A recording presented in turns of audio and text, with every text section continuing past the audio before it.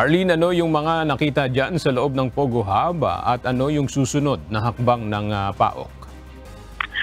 Aga muling ang pinasok ng Presidential Anti-Organized Crime Commission o PAOK katuwang ang Philippine National Police ang Pogo Hub dito sa Porac, Pampanga kasama si Senator Sherwin Gatchalian. Dito ay pinakita sa mambabatas ang mga natagpuan na military uniforms.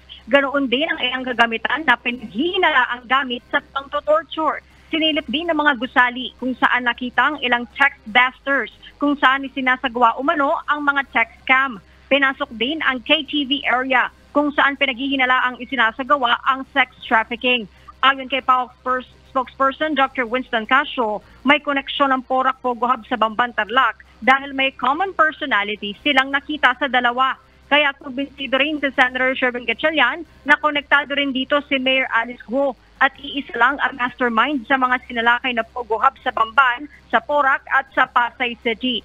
Ayon sa PAOK, nakatakda silang maghain ng motion to break open para mabuksan ang ilan pa sa 53 volts habang mag-a-apply din ng warrant to examine computer data ang PNP Criminal Investigation and Detection Group.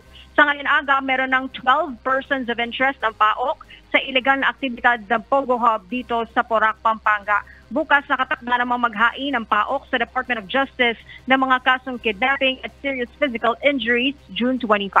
At yun mo ng update mula rito sa Pampanga. Balik sa'yo aga. Maraming salamat, Arlene Delgado.